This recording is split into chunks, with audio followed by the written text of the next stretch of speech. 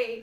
It's been a long time since I've done a video like this on this channel. I struggled, I'm going to be honest, with trying to think of an idea for this week's video.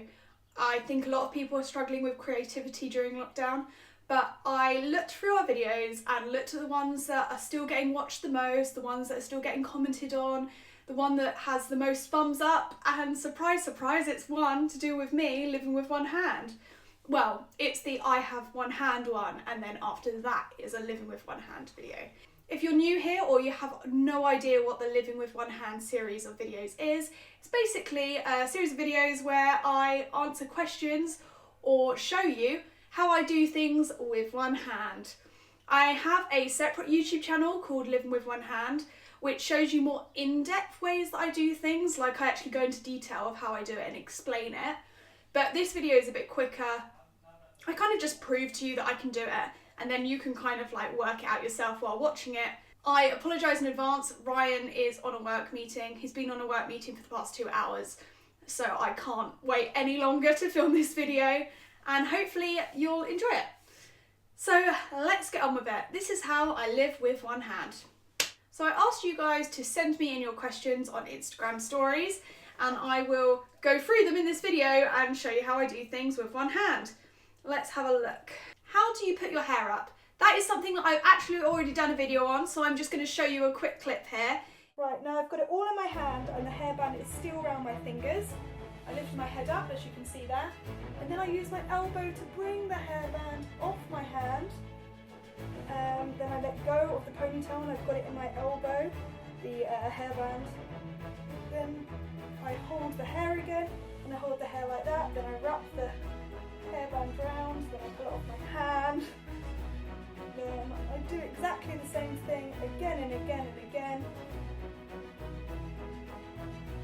I can just tell that this isn't going to be the most perfect ponytail because I'm not doing it in front of the mirror. Usually that's how I would do it. And it's gone around 3 times, which is fine. And there we go. How do you do the downward dog? How do I do the downward dog? Actually, I started going to the gym with my mum about maybe 6, 7, maybe 8 months ago now, and we started to do yoga classes as well as like a circuit class. And I really struggled. I didn't know how to do downward dog. I didn't know how to do half the exercises that involved having 2 hands. But eventually, I built up the guts to ask to use a piece of equipment that I could see lying around, and the piece of equipment was these. They're basically just like foam padded blocks, and the idea is that I could lean on them and they would replace, like this would be the same length as my hand and arm that I'm missing, these 4 blocks. When I found out we were going into lockdown and the gym closed, our gym closed quite early on, they were on top of things. When it was our last class, I said to them, do you know where you get these blocks from? Because I'd really like to practice working from home and working out from home. And she said, oh yeah, just take them with you and just bring them back when we eventually open again.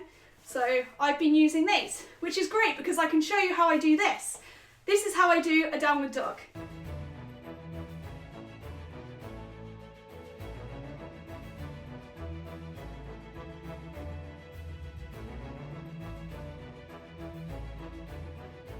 How do you tear open packets without using your teeth? Challenge accepted. This is a bit embarrassing because why don't we have any other packets to open? But the only thing we seem to have in our cupboard right now to open is a really small packet of Scampi and Lemon knickknacks. I have no idea how old they are. They're probably quite old.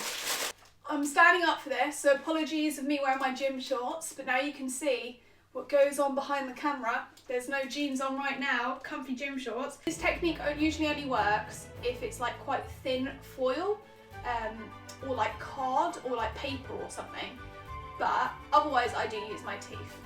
But so I hold it between like some skin and then ta-da! Well, not skin, my body, you know what I mean. The next question is, how do I do a push-up?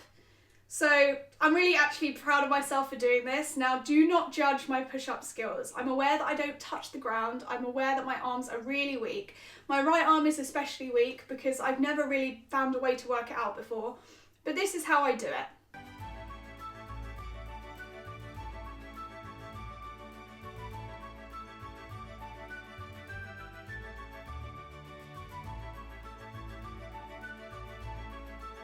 So that's how I do a push-up. Yeah, as I said, I'm really proud of myself for that. I'm very weak. I find it really hard. There's definitely, my form could do with improving, but it gives you the gist of how I do things. Random question, but how do you dry your hair if using a brush and a hairdryer?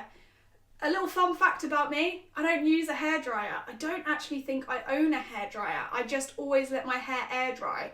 The way I do it though, is that I would hold the hairdryer with my arm, because sometimes when I go to my mum's, she has a hairdryer and a brush, and sometimes I use it. And I used to have a hairdryer when I lived in my family home. Well, I think I just used my mum's. So what I would do is I turn my hair upside down, I hold the hairdryer either between my legs or with my elbow, pointing up towards my hair, and then use my hand to hold the hairbrush. So that is how I do it, but I can't demonstrate that for you because I don't own like the right brush or the right hairdryer.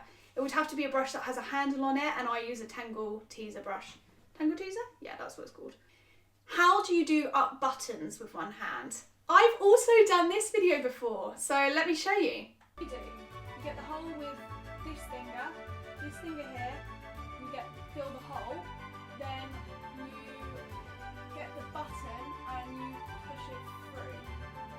And then that's kind of how you undo it as well. And finally, how do you drain pasta? How do I drain pasta? Well, let me show you the colander thing we have and I'll show you. How do I drain pasta? So, I've got a colander here, this is what I use, and actually just thinking about it, I didn't quite realise how handy it was. It's a Joseph & Joseph one and my elbow just fits in it perfectly. But also it fits on the edge of our sink, so you can just kind of like put it in the sink.